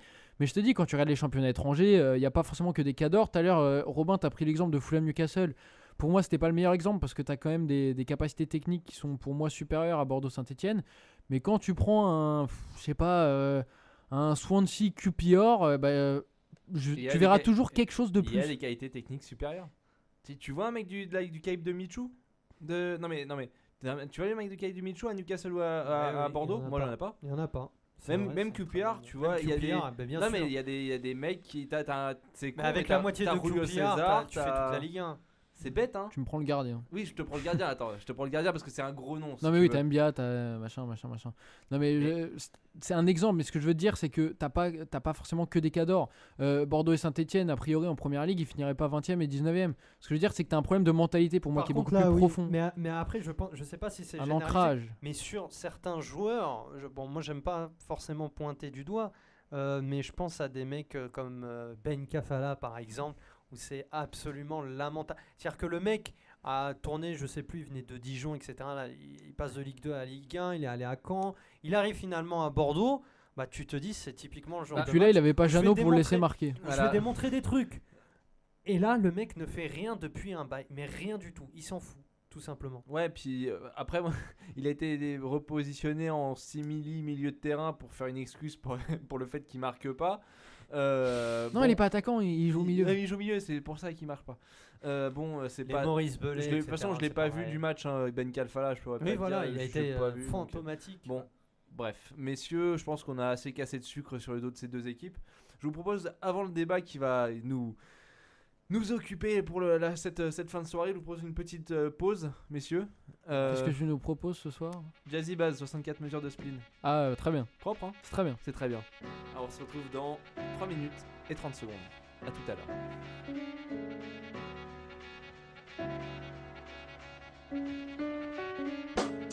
Comme tous les soirs j'ai le spleen, envoyer le style, je peux le faire car je suis assoiffé de rimes. Ma vie c'est rock et le beat, composer le hit pour choper le titre. Tu connais le type, je vais empocher le fric. J'ai grandi dans Paris 19e, j'écris de tristes thèmes, trop de prises de tête, je suis rempli de peine. Et c'est juste d'ouvrir l'œil, la vie c'est passager. J'évite de m'attacher car on va tous mourir seuls. Je connais pas mon heure, je pense à mes potes dont les parents meurent. Puis au mien, et comme d'hab j'en pleure. L'amour c'est dangereux, y a que l'amitié qui me rend heureux. Si ça sent le feu, ils sont là quand je veux. Donc on traîne en bande, on fait la guerre en gang. La ville est tellement grande, je m'y perds mais j'aime sa putain d'atmosphère ambiante. C'est l'homme qui a bâti tout cet univers, réunit tous les éléments permettant l'avènement de Lucifer. J'ai vu des drames horribles, ça m'en a shooté le cœur. La vie un bouquet de fleurs qui se fanent trop vite, faudrait faire tourner la roue. Je donne l'alerte, pire je sonne l'alarme avant qu'elle ne coule sur ta joue. Ici on se casse les dents pour pas grand chose. Je vois la vie en rouge car les flaques de sang sont rarement roses. C'est la vie de la hure. Je pense à l'époque où nos mères fuyaient les dictatures. Merde on est immature, à peine débarbouillé, je pars vadrouiller dehors. Les flics vont patrouiller puis nous fouiller le corps. Là je t'expose mon avis d'expert, car je fais tous les jours la même chose, même le jour de mon anniversaire. Tous ces blèmes font que la coupe est pleine. Rien à foutre des élections, mec, nos vies seront toujours les mêmes.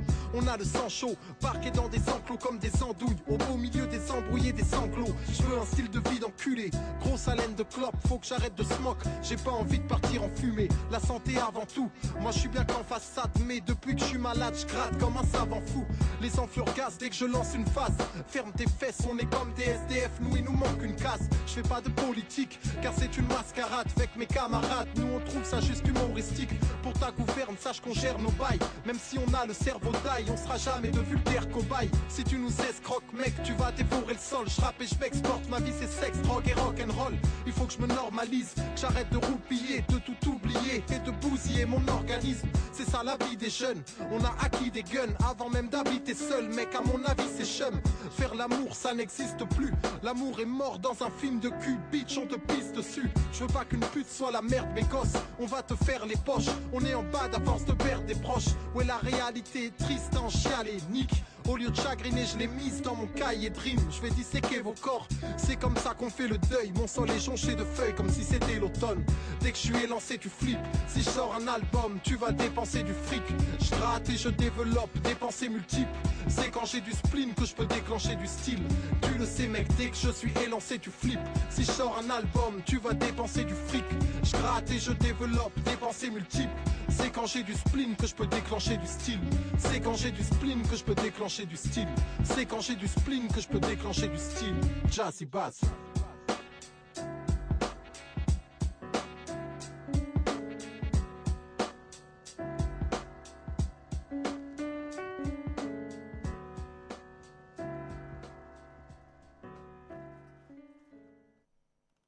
Le football, c'est dans Score Plus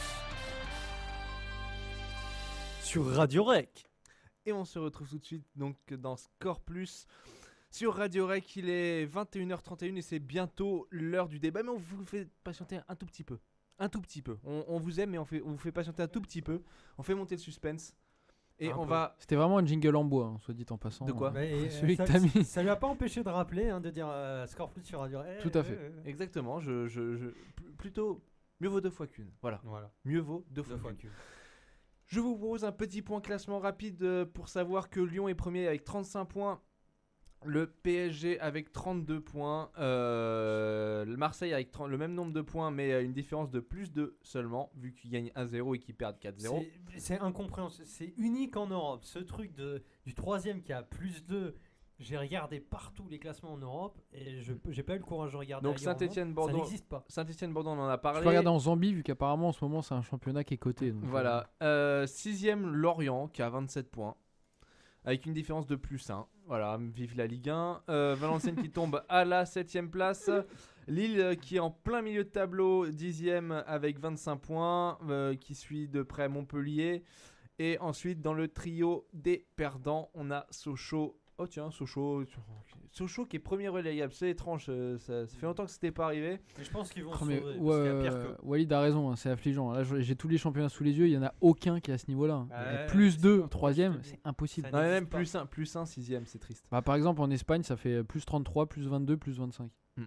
Nancy 10ème et 3 6ème. Voilà. Donc Nancy et 3 a signalé qu'ils n'ont gagné qu'un seul match avec Nancy c'était la première journée. Nancy, voilà. Nancy, ça sent bon cette année. Nancy Brest, avec un différentiel de moins 16 et surtout 12 buts marqués. J'avais vu une statistique comme ça, c'était un but tous les 20 tirs, messieurs. Voilà. C'est Jamel Bakar. On fait plus la Ligue 1. La semaine prochaine, on fait plus la Ligue 1. Ça me déprime. Non, moi je pense que PSG Lyon, ça va être pas mal. J'ai un espoir. Voilà, il y a un petit espoir. Allez, un 4-4. Et Lyon, c'est une équipe emmerdante pour Paris, donc à voir. Ouais, à voir. Messieurs, je vous propose l'histoire du débat. Hein. Le débat sur Score Plus. C'est le générique Walidesque. C'est le débat sur Radio Rec. Bon, alors, donc le débat ce soir, messieurs. Ça fait très pro. C'est l'arrivée massive de nouveaux investisseurs peut-elle entraîner à terme une perte d'identité des clubs concernés? Raphaël, tu nous as pondu ce superbe débat, explicite-le. Merci. Explicite-le, c'est né, c'est pas forcément sorti de mon génie. Hein. Aujourd'hui, tout le monde est au courant. Le Parisien a sorti un buzz, parce que c'était, dès que tu vois le début de l'article, tu le vois tout de suite, disant que le PSG avait en vue de changer le logo du club, mettant en avant un croquis d'un possible futur logo qui passe du bleu marine au bleu ciel. Saint-Germain serait rabaissé en bas, écrit plus petit. Il y aurait plus le berceau sous la Tour Eiffel qui rappelait Louis XV, si c'est Louis XV ou Louis XIV. Et toutes ces petites références là, et du coup sursaut du côté des supporters du PSG. Plusieurs ont montré leur mécontentement, notamment sur notre page Facebook Score Plus qui a subi un raz-de-marée de la part de Parisiens et de supporters qui ont débattu longuement sur le sujet. Du coup, je me suis dit, c'est le moment ou jamais de poser ce problème-là sur la table, parce que finalement, on en parle beaucoup, mais personne ne l'aborde. En le regardant droit dans les yeux, quoi. Est-ce que ça peut poser problème? Est-ce que tu me regardes droit dans les yeux, en fait? Est-ce que ça peut poser problème à un club, des investissements massifs comme ça? Est-ce que ça peut changer l'identité d'un club? Ça peut changer l'identité Là, on a un Déjà, PSGologue à déjà, notre côté. qu'est-ce qu'une identité d'un club? Mais déjà pour le Paris Saint-Germain, Walid, j'aimerais avoir ton point de vue sur la question. Est-ce que pour toi, si ce logo viendrait à Lequel, celui viendrait à du naissance, Parisien celui du Parisien, parce que non par mais le stagiaire. oui. Enfin, Non, un mais mec qui a parce été que payé faut 420 € par mois. faut savoir que le Paris Saint-Germain a quand même prévu là, c'est acté, d'acheter un nouveau bus pour le club qui serait justement de couleur plutôt bleu clair, bleu ciel. Donc J'y c'est crois quand même. absolument pas. Bah, je vais te dire, moi j'y crois on attend ton absolument avis. pas. Non mais écoute, c'est tout simplement impossible que le bleu ciel, si tu veux. Je comprendrais pas en fait que ça passe au bleu ciel. Je vois pas la raison, même au niveau marketing, je vois pas ce que ça apporterait. Bah oui, ça n'apporte rien. Même le bleu ciel, si tu veux, qui a été utilisé pour le logo, la projection du Parisien, puisqu'en fait ils n'ont pas eu le logo, ils l'ont pas vu. C'est juste des éléments, C'est un croquis, ouais, des ce que je bruits disais. qui ont fuité. Moi, j'ai une source, plus ou moins, j'en ai qu'une seule, donc c'est pas une information recoupée, je fais pas un travail de journaliste, qui disait qu'effectivement, ils travaillent sur une modification du logo. Ils vont éclaircir le bleu, mais ça serait jamais un bleu ciel comme annoncé, qui vise à faire du sensationnalisme et à faire parler, et ça marche très très bien. Mais D'ailleurs. t'as raison, parce que dès le début de l'article, ils disent c'est top secret, c'était une information Oui, limite ils disent- entourée non, en sous plus 4 de ça, verrous et derrière 3 a dû coffres tuer forts, des mais gens. on a réussi, on Non, a un mec passe-partout et passé. Ils vont même plus loin. Ils disent ça va faire jaser, tu vois, ça va faire jaser les supporters. C'est-à-dire que les mecs anticipent déjà que leur article va créer du bins. Donc ils sont quand même très forts. Et ça, il faudra qu'on reparle un peu du Parisien, de ce que fait le Parisien à l'égard du Paris Saint-Germain. C'est quand même unique en France. Quand je compare le Progrès avec Lyon ou la Provence avec Marseille, ça n'a rien à voir. Le Parisien, c'est le journal local qui est là finalement, on a l'impression plus pour emmerder le club que, Bah, tu vois As avec qu'autre chose. le Real, hein, les 3 quarts du temps ça défend pas mal le club. Oui, voilà. Par exemple, c'est tout à fait ça. En Espagne, As, c'est Mundo derrière le Real. Deportivo avec le Barça. Avec le Mundo Deportivo au Barça, c'est d'excellents exemples. Pour en revenir sur ce débat d'identité parisienne, et là j'ai parlé un peu de l'article en question. Déjà, qu'est-ce que l'identité parisienne? On peut dire que c'est le maillot, le blason, on en a parlé, le stade, etc. Le truc, c'est qu'il y a eu effectivement de nouveaux investisseurs. Et on l'a vu récemment encore, j'ai quelques exemples en tête. Abramovich qui arrive à Chelsea, je ne sais pas si vous vous en souvenez, mais avant le logo de Chelsea, c'était, il y avait marqué CFC dessus, il y avait un lion dessus. Exactement. Qui était d'ailleurs qui était pas plus beau. vieillot, il était pas très beau. Il était pas beau du tout, faut le dire. Ils ont fait une mise à jour qui est, moi je trouve, plutôt réussie. On a des exemples plus vieux avec United par exemple, qui est passé du jaune au vert au rouge ça actuel. c'est très très vieux. Ensuite, ce qu'on parle, c'est vraiment les investissements, etc. J'ai l'impression que en France, on découvre que c'est possible. Regardez en première ligue. Tous les clubs, regardez les fiches, même allez sur Wikipédia, c'est une source qui vaut. Qui ont changé de nom. Mais regardez les clubs, il y a tous les logos ont changé. Liverpool, ça a changé il y a 3 ans. Il y a 3 ans, c'était le logo tel que tu le connais, c'est 3 ans voire 2. Et leur équipementier a changé, et tout ça, leur équipementier, il est lié à la famille américaine qui les détient. C'est pas quelque chose qui est nouveau, et un changement d'identité. Ça y est, moi ça me choque pas à partir du moment où il y a changement d'investisseur. Après, il faut pas que ça soit ridicule comme dans le cas du bleu ciel, etc. Il n'y a pas de vrai changement de couleur. Mais ce que je veux dire, c'est qu'il y a un changement d'écusson. Moi, ça me gênera pas. Et ce qui est important à comprendre, c'est que c'est pas un vieil écusson qui va te changer une identité de club. Et voilà, c'est ça. C'est pas ça. Ça va faire jaser pendant 3 mois et tu vas avoir toujours les puristes. Ah ouais, mais moi j'aimais bien le logo de 1976, c'est trop bien. Et je suis désolé, au bout d'un moment, il faut savoir changer, il faut savoir évoluer. Et je pense que le PSG ferait bien alors pas de changer de logo, etc., mais d'assumer véritablement que le changement et que l'époque Paul Le Guen, Rai, tout ça, c'est fini. Ça y est plus. Mais après, mais je pense qu'il faut pas non plus rompre avec tous les codes qu'il y avait auparavant. Je veux dire, si Paris demain joue en vert et noir et qu'il change de stade et que tout se barre en sucette, là tu fais un procès d'intention. c'est plus le Paris Saint-Germain. Mais d'ailleurs, moi, à partir du moment où tu peux faire un procès de ce genre-là, à parir du moment où le club a gagné des choses majeures, ça fait combien de temps qu'ils n'ont pas gagné un championnat? Ils n'ont jamais gagné de coupe européenne. Enfin, si, mais ils en ont gagné une Intertoto de merde. Non, pas une Intertoto, je sais plus. Coupe d'Europe des vainqueurs. Ouais, Coupe d'Europe des vainqueurs. Voilà, si tu veux, moi aussi, je peux appeler, je sais pas, la Community Shield d'un trophée si tu veux. Non, mais ça c'est un trophée. Il y en a plein United. Mais non, mais tu vois ce que je veux te dire, c'est que moi, ce procès-là, il marche à partir du moment où le club a gagné ou a une histoire d'une indépendance où ils ont gagné les choses. Non, là, par contre, là, il y a je peux rien. pas te laisser dire que le club n'a pas, que le Paris Saint-Germain Mais ils n'a ont pas été reconnus d'histoire. pourquoi? Non, Ils ont été une reconnus histoire. pourquoi sur le niveau européen? Tu dis Paris Saint-Germain, tu vas avoir Eh ben, par exemple. en Europe, tu dis ça sur tous les pays d'Europe, tu vas avoir un mec sur 10 qui va te faire ah ouais, rail, parce qu'il a fait de la radio comme nous. C'est date d'il y a 15 ans. Oui, on est Même d'accord. 20. D'accord. Non, oui, il y a 15 ans. D'accord, Voilà, ok. tu C'est vois pas ce que un je veux grand dire. Ou d'Europe. peut-être de Mais moi- Ronaldinho parce Mais qu'il est moi, passé je me par suis là. intéressé à la question il y a un certain temps. Je suis allé sur les forums anglais, puisque c'est une langue que je maîtrise assez bien, pour voir ce que pensaient les gens du Paris Saint-Germain, dans quels souvenirs et comment ils percevaient finalement l'arrivée d'investisseurs. Ben, pour beaucoup d'Anglais, par exemple, Paris Saint-Germain, c'est un géant endormi, comme un peu ce qu'est en train d'être Liverpool en ce moment. Tu vois, c'est l'ancien club assez important des années 90 qui disputait la Coupe d'Europe tous les ans, qui est de retour. Donc c'est quand même un club qui connaissent. Évidemment, il n'y a pas de... Déjà, c'est un club récent, il ne faut pas l'oublier. Le Paris Saint-Germain, c'est un des clubs en première division européenne dans tous les championnats les plus jeunes. C'est le club français avec Montpellier qui est le plus jeune, né en 70. Donc il n'y a pas une histoire qui est... c'est pas des meubles. Mais quand même, le club a une histoire, il a des traditions, il a des couleurs. Moi, je suis pas contre le changement.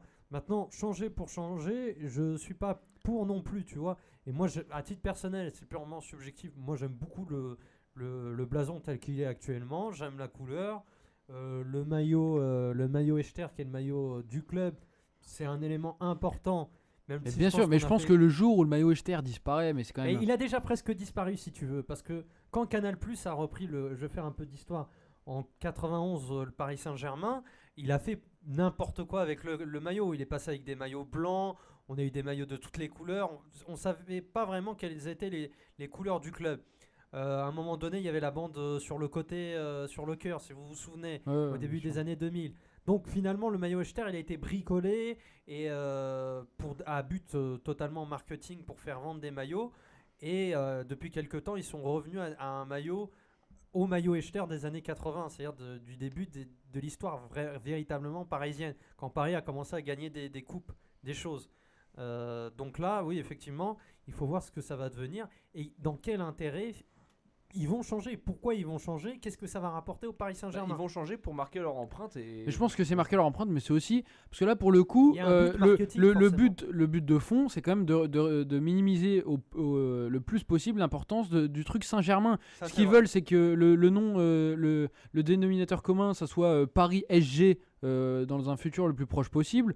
C'est d'ailleurs dans le dos des vestes du Paris Saint-Germain, c'est écrit Paris et Saint-Germain, c'est écrit en dessous en plus petit. Mais ça, je m'en Ils ont- souviens. Bon, ils ont pris ça, je me souviens par exemple qu'il y a 3 ou 4 Non mais je ans, pense que c'était eux déjà ils veulent aussi ils le veulent cas. centrer le truc sur Paris Sur parce que Paris, oui. à l'échelle européenne, quand tu dis Paris, il y a pas de doute possible, tu vois, c'est Paris. Alors que Paris Saint-Germain, ça tu vois, il y a Ça- pas le même truc, tu te poses Ouais. forcément quelques questions.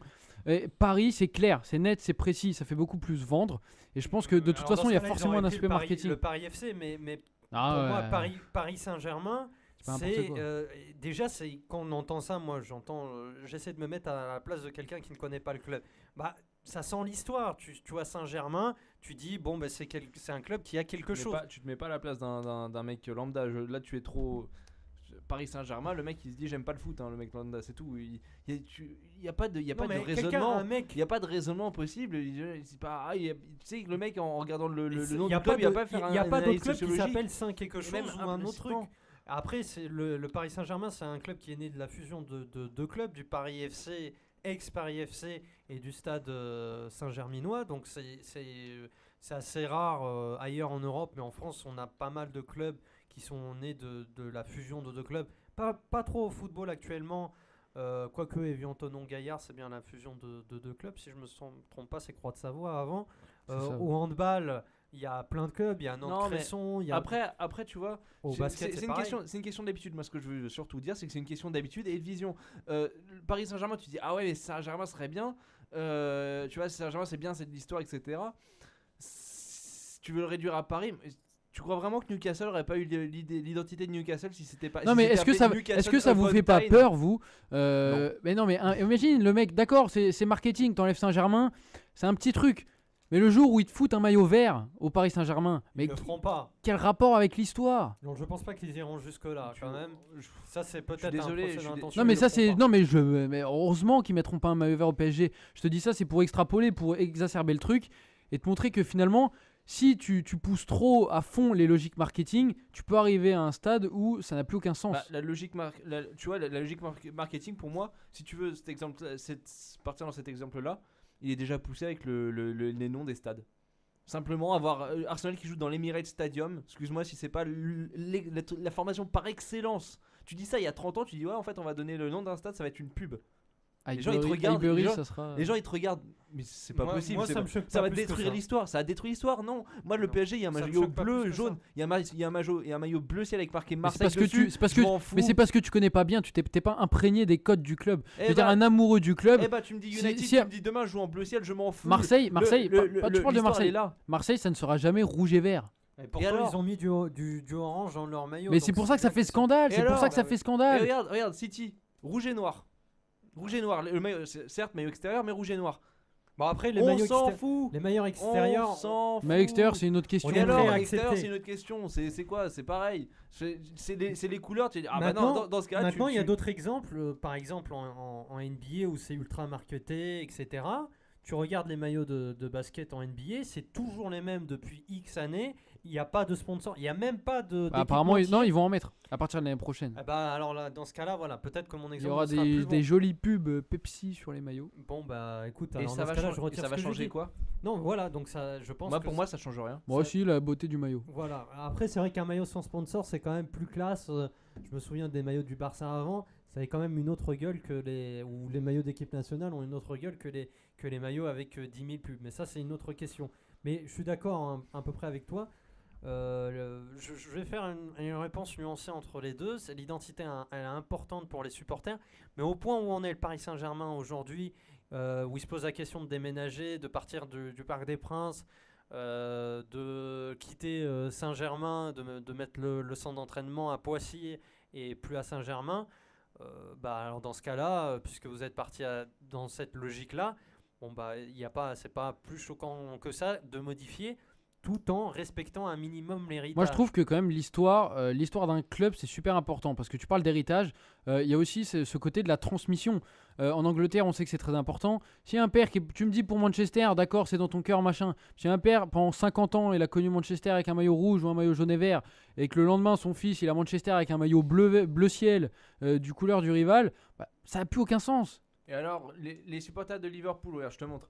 Aujourd'hui, tu sais, le tout en rouge, c'est connu des supporters de Liverpool. Tu sais, tu t'imaginerais pas Liverpool avec un short blanc et des chaussettes blanches, t'es d'accord, tu vois, c'est impensable. Pendant 60 ans, les supporters, ils ont eu avec un maillot rouge et short blanc, etc. Et un mec, le propriétaire dans les années 60, leur a dit, on va mettre tout en rouge, ça fait plus peur. Et voilà. Alors, je sais, la différence semble minime, mais pour moi, c'est... Alors jamais, tu vois, l'exemple que je t'ai pris c'était pareil pour toi, c'est pour extrapoler. Mais si demain, demain on a un maillot, je sais pas, avec des rayures noires, et ça va faire parler.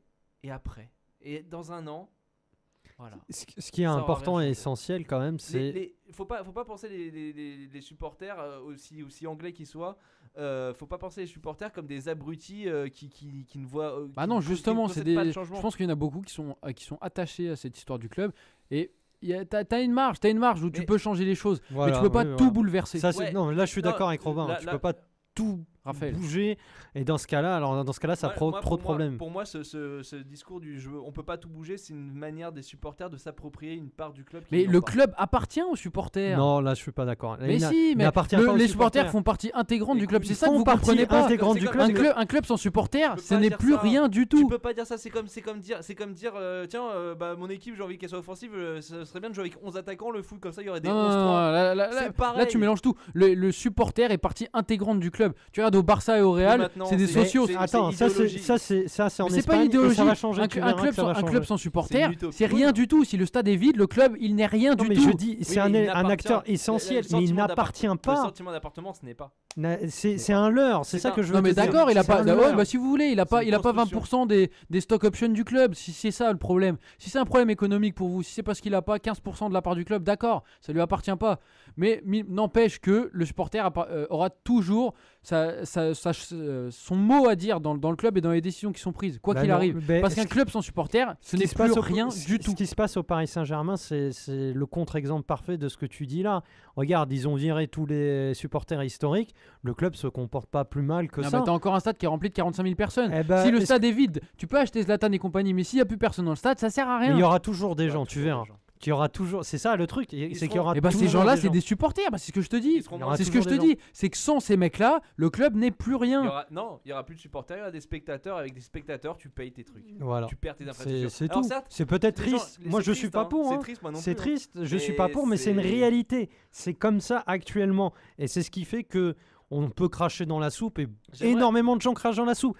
Mais la vérité, c'est que le football, il est tel qu'il est aujourd'hui. C'est le premier sport au monde.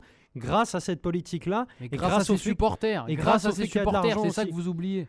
Au rugby aussi, il y a des supporters. Dans tous les autres sports, il y a des supporters. Mais qu'est-ce qui fait qu'il y en ait plus au football qu'ailleurs? C'est qu'à un moment donné aussi, il y a eu une réalité économique et qu'il y a des choix qui ont été faits. Et c'est sûr que le football aujourd'hui, il est ce qu'il est parce qu'il y a des mecs qui mettent de la thune et qui prennent des décisions et qui sont ceux qui prennent des décisions. L'histoire des socios en Espagne, c'est ultra minoritaire et c'est en train de disparaître. On l'a vu avec Malaga. À Malaga, ce ne sont plus les socios qui décident de quoi que ce soit. C'est un mec qui connaît pas grand-chose au football. Est-ce que c'est mieux? Mis de la thune. Est-ce que c'est mieux? Malaga est en Ligue des Champions, c'est inespéré pour les mecs. Ça n'a rien à voir. C'est pas une conséquence directe. Bien sûr que si. Est-ce que les stades sont moins remplis à Malaga? Non. Non, en contraire, ça se remplit. Malaga, personne ne connaissait Malaga il y a 10 ans. À partir du moment où tu as une réalité de terrain, après, bien entendu, je te dis pas.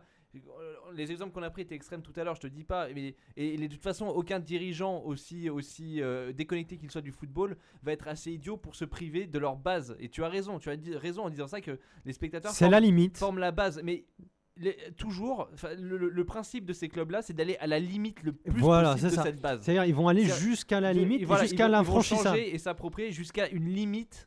Et justement, c'est aux spectateurs, aux supporters de placer cette limite. Le problème, c'est que, bien entendu, cette limite, souvent, elle est dépassée, ce que je te disais tout à l'heure, par cette forme de construction que le club leur appartient parce que. Et surtout, que les supporters n'imaginent pas que le club leur appartienne, parce que même moi, à Paris, j'ai entendu. Il leur appartient intellectuellement et c'est à eux idéologiquement. Ils sont des acteurs du club essentiels. On joue au football pour eux, parce qu'ils regardent le match, parce qu'ils supportent. Je dis qu'ils leur appartiennent à 100%. Mais c'est pas eux qui prennent les décisions, c'est pas eux qui le font vivre, le club.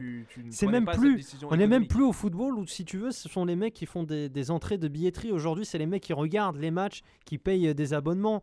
Donc à la limite, le mec qui est dans son canapé, qu'est-ce qu'il s'en fout que le maillot soit jaune, vert, rose, bleu, ça c'est pas vrai. rouge. Mais oui, moi, à la limite, si tu veux, si je regarde un Reims-Nancy, j'en ai rien à foutre de la couleur du maillot. Mais quand c'est ton équipe, quand c'est ton club que tu suis depuis des années, auquel tu es attaché et que tu t'es renseigné des heures et des heures sur son histoire, moi je te dis que si tu mets demain un maillot, je sais pas, mais à Manchester United, à Arsenal, change le maillot rouge et blanc, mets un maillot violet comme le bonnet de Walid et tu verras la réaction des supporters. Il est bleu, mon bonnet. Non mais par exemple, franchement, Raphaël, je sais pas, quelle couleur tu trouverais inappropriée pour Marseille?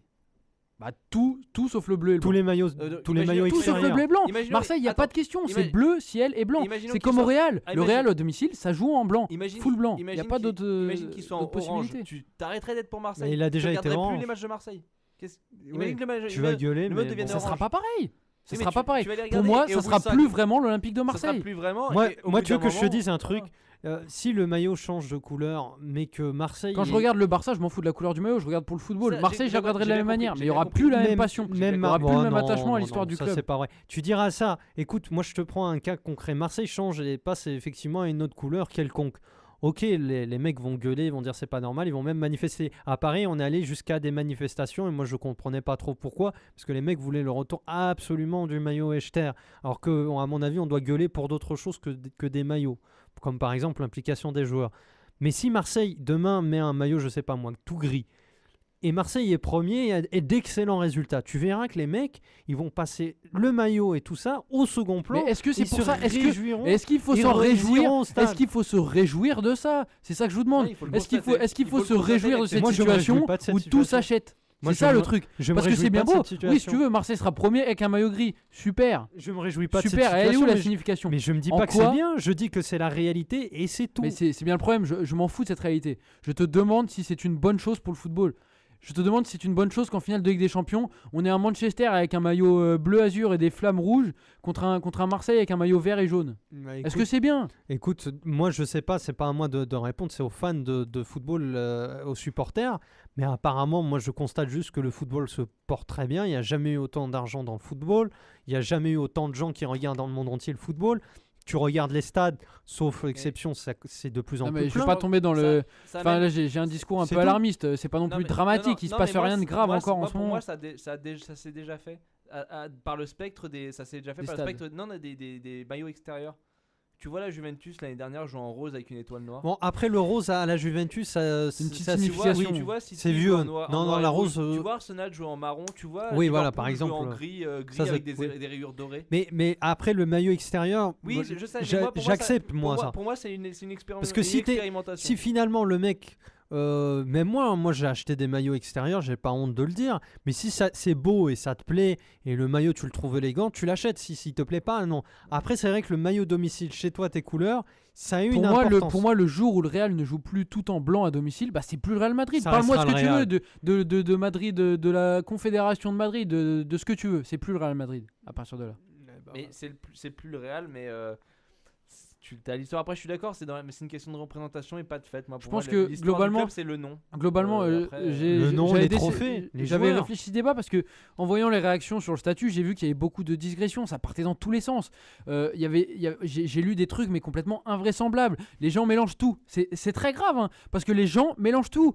On parle d'identité de club. C'est-à-dire, donne-moi un exemple. J'ai lu un mec me dire, enfin pas me dire directement, mais dire ouvertement sur Facebook que l'identité de Paris n'existait plus sous prétexte que le directeur sportif s'appelait Leonardo, que l'entraîneur c'était Ancelotti et que c'était des Italiens. Et donc parce Là, qu'on c'est a des dangereux, Italiens au c'est Paris dangereux, Saint-Germain, c'est dangereux, c'est dangereux. plus l'identité du club. Et après, il va te sortir des contre-exemples en En te plus- disant, nous à Marseille, on en a plus, Abdallah et des mecs comme ça qui viennent du club à Nigo. En plus, c'est scandaleux, c'est n'importe gravement quoi. méconnaître l'histoire Et- parisienne. Et voilà, et dire que parce que maintenant il y a de l'argent au PSG, qu'on achète des stars, c'est plus le club que c'était avant, mais c'est un manque de culture footballistique mais incroyable. Paris, déjà depuis sa naissance et le rachat de Canal, mais c'est tout dans le bling-bling. Paris, ça a toujours été ça. Walid, tu seras le premier à le dire. Même avant, Même dans les sa gènes, même création. dans sa Bah oui, c'est ce création, que je te c'est dis. des mecs qui sont passionnés, qui ont de la thune. Les Borelli, Echter, etc. c'est pour ça, Belmondo. Quand tu lis des discours comme ça, t'as l'impression que le PSG c'est un club de prolétaires au début. Mais On parle ça pas n'a de jamais été Saint-Etienne. ça. C'est ce que Mais c'est- moi, ce qui me fait beaucoup rire quand on dit club populaire, etc., on revend ça, c'est d'accord, mais alors pourquoi vous disiez pas ça il y a 5 ou 10 ans, PSG, club prolétaire, alors Paris a toujours eu cette image de club Mais artificiel, Oui, mais rends-toi bien compte aussi qu'il y a eu qui est fausse il y a d'ailleurs. eu une accélération dans le processus. C'est-à-dire que, certes, c'était déjà un club bourgeois, mais le fait d'être racheté par des Exacerbé. Qataris et d'acheter. Je pense que Vibra, c'est exacerbé Pastore et que ça arrive à un moment. Voilà, ça a exacerbé. Je pense que ça exacerbe et ça Ça arrive. exacerbe, mais donc ça Et existait ça arrive avant. à un moment où ça conserve une génération qui est pas forcément au courant de l'histoire du club. Et du coup, tu as eu beaucoup de réflexions vis-à-vis de ça très étrangères en France. D'autant qu'en France, sociologiquement, il y a une haine du riche. Et le riche n'est pas aimé en France. Il y a beaucoup d'études qui ont été faites là-dessus. Tu as beaucoup de pays Non, anglo-saxons c'est pour où ça c'est. qu'on t'aime, Walid. Il y a beaucoup de pays anglo-saxons où c'est beaucoup moins J'aimerais tabou. bien que vous m'haïssiez pour mon argent, mais C'est beaucoup moins tabou c'est de pas le cas, parler malheureusement. d'argent, sauf qu'en France, tout ce qui a de la thune, c'est mal vu. Salaire, voiture. T'avais des mecs qui disaient en rigolant, si en France t'as un Codévit, t'es un dangereux capitaliste. Mais tu vois, c'est un peu ça. C'est que le truc, c'est que on a eu l'arrivée des riches. Tout de suite, c'est le salaire d'Ibrahimovic qui a fait scandale. On Ah en a ouais, parlé c'est- pendant 10 plus ans. personne Mais n'en plus parle personne maintenant. n'en parle, mais C'est j'entends fini, plus hein. personne, pas C'est- une ligne, c'est pas un incroyable. seul mot dans les médias. Eh oui, mais c'est comme ça rejoint en fait ce qu'on disait sur le maillot, ça fera le scandale Tout un le monde, certain tout le temps. monde, tout le après, ça monde, passera. tout le monde regarde le Real Manchester avec des étoiles dans les yeux, sauf que il voit pas la face cachée. Il y a de l'oseille derrière ça. Il y a une tonne d'oseille, mais qui est incroyable et que la plupart des gens ne pensent même pas. Bah, le truc, c'est que ce qui est dangereux, c'est que les gens ne voient pas plus loin que le moment où ils ont commencé à regarder le foot. C'est-à-dire que là, on est sur une génération qui a notre âge ou un peu plus, un peu moins, qui a commencé à regarder le foot Dans les années 90, dans quoi. les années 80, tu vois, des années 2000, vraiment en ayant conscience. Entre 85 et 95. Voilà, non mais tu vois, il y a eu toute cette période-là, et le truc c'est que ils ont l'impression que avant 2000, tout était exactement pareil qu'entre 2000 et 2010. C'était genre dans la continuité, et d'un coup une rupture. Non, faut se documenter, faut aller regarder un petit peu. Ça ne coûte rien de faire une recherche Wikipédia et d'aller Arsenal, Liverpool, Tout l'historique du club. Real Madrid. C'est intéressant en plus. Ça souvent. ne coûte rien, c'est intéressant et ça fait prendre beaucoup de Et recul. tu comprends pas mal de choses aussi. Voilà, tu comprends pas mal de choses. Bon, Nancy, c'est pas la peine. On n'est pas obligé. À part pour Platini. Voilà. Oui, si, quand Tu même. vois, comme quoi, tu vois, regarde, je t'ai dit Nancy. vous D'où ça rigolez, vient qui et s'y frotte typique. on réfléchit, voilà, qui s'y frotte typique. On Platini. réfléchit, on a Platini, on a des joueurs. Tu vois ce que je veux dire? Et même Regarde, à Saint-Etienne, les poteaux voilà. carrés. Non, mais imagine Saint-Etienne, un gamin qui a 16 ans, qui regarde Saint-Etienne, qui a connu Saint-Etienne en Ligue 2, etc. Tu lui fais C'est ouvrir un les petit yeux. club. C'est un grand club, tu vois, les années 70. Non, mais tu vois ce que je veux dire? Reims. Mais c'est pour ça que je te Tu dis lui que fais ouvrir l'histoire les est yeux. importante. Voilà, l'histoire est importante, mais pour moi, c'est pas la. Bien entendu, si on parle de changement de maillot, on parlera d'un changement de ton. Pour être un peu plus sérieux, on parlera d'un changement de ton. Si c'était des rayures, ça va devenir une grosse rayure, tu vois ce que je veux dire? Mais là Pour ils vont moi- devenir au bleu roi, c'est-à-dire à l'ancien bleu, si tu Voilà, veux, au mais- bleu à l'époque de Canal, qui était Voilà. plus clair. Mais après. Je sais pas si vous vous souvenez des maillots dans les années 90 de Paris, enfin fin 90, c'est un bleu qui est quand même plus clair, on appelle ça bleu Bien roi. sûr, mais il y a des variations de ton. Voilà, il y a pour des toutes variations de temps, il y a des modes. pour toutes les équipes. Voilà, après, ce que je constate, c'est qu'évidemment, bien entendu, c'est très important toute une histoire et d'un club. Mais- Seulement, il faut, je pense, nuancer ses propos et ne pas être trop idéaliste. Non, mais, et surtout, à City, ça a pas changé le public, par exemple. C'est les Oui, mêmes mecs qui vont au c'est stade. exactement, c'est les Ça- mêmes mecs qui ouais, vont au avec- stade, même quand avec- ils étaient avec leur- 13e de première ligue. Oui, Ou avec, même en 2e ou 3e. Ils ont été en 3e division, il me semble, ouais, ouais. de souvenirs. Donc les mecs sont remontés. Et qui jouaient avec des Ireland au milieu de terrain. Et Ireland, il y avait du monde. il y a eu, il y a eu Barton, plein de mecs, il y a eu Barton, exact. Non mais et pourtant City, quand City a été racheté, pour moi City, je sais pas comment tu vois, pour moi ça a toujours été pas un grand club, mais un gros club. Même Chelsea, c'est pas la même chose par exemple qu'un Malaga racheté. Ouais. Si, même Chelsea. Manchester City, ouais, mais Chelsea. Oui, non, mais oui, Manchester City a eu sa grande époque. On se souvient du. Il y a eu des titres. On se souvient du but Enfin, de Denis Law tu veux dire ton grand-père se souvient, c'est ça qui avait passé Alors, pendant 20 ans sa vie à United. Ce qui est son club de cœur, qui fait sa dernière année à City, qui marque le but, qui envoie Manchester Oui, bien sûr. United En en deuxième deuxième division. Et, quand Manchester C'était une City talonnade, non? gagne le C'est titre. ça? Je Je crois que c'était une talonnade. peut-être, j'ai plus le Ah but oui, en c'est un tête, grand moment d'histoire. Ça. et où il sort, Bah oui, c'est où il sort en cultissime. pleurant. Tu vois, après c'est une époque bien entendu qui révolue, on va pas dire ah c'était bien, mais ce que je veux dire Là, c'est c'est que Tevez qui fera ça bientôt. c'est une histoire et tout club a son histoire, aussi modeste fut-il. Même l'Est, non. si Non on- mais regarde, c'est bête, mais tu regardes Strasbourg, voilà. Même le Stade Rennais. C'est triste d'ailleurs. T'es même sûr pour que le Stade Strasbourg. Rennais a une histoire? Bah, je sais pas, mais en tout cas si, il y a- si, le Stade Rennais dans les années Ah, 60, bien ils sûr. ont une histoire. Je- Oui. Mais c'est vrai que le Stade Rennais, bon, ils ont rien gagné. Et c'est la preuve, c'est pour ça qu'on rigole. Parce que les mecs, ça fait 40 ans qu'ils je ont rigole par rapport à ce rien qui se passe gagné. aujourd'hui. Mais même aujourd'hui, je te signale que C'est le fait juste qu'ils pour- gagnent rien du tout, et donc ça prouve aussi que les trophées, les résultats sont importants, ils font partie intégrante de l'identité du club. Messieurs, c'est sur ce beau mot de Walid qu'on va se quitter. Une très bonne émission encore, beaucoup de contenu, beaucoup de débats. On se retrouve lundi prochain évidemment pour une nouvelle émission de Score Plus. Ce sera à 20h30. On vous souhaite de passer un bon week-end de Bon foot. week-end.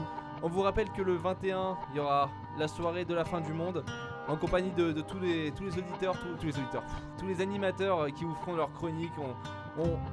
On s'entendra ensemble, on va s'amuser ensemble jusqu'à ce que le monde finisse, jusqu'à ce que la météorite ou le gros volcan pète, je sais pas, mais ça sera bien en tout cas, ça sera bien avec nous. Voilà, j'ai l'impression de faire une Et fin des à la- cadeaux à la- gagner dès lundi. J'ai l'impression de faire une fin à la Nathalie Yanetta, c'est étrange. C'est vrai. Allez, bravissimo, voilà, très bien. comme ça j'ai placé le mot italien qu'elle ne connaît pas. Oui, des cadeaux pour nos auditeurs. Tiens, en parlant de maillot, Dès lundi. il y a Valenciennes en ce moment même qui joue avec un maillot doré dégueulasse. C'est très très moche. Il y a 1-0 pour Rennes, but de Ferret à la 4ème minute. Qui est en pleine bourre. Qui est en pleine bourre. Bon, on se dit à la C'est un bon joueur, Ferré. on se dit à la semaine prochaine. Ça marche. Allez, la réponse des Ciao.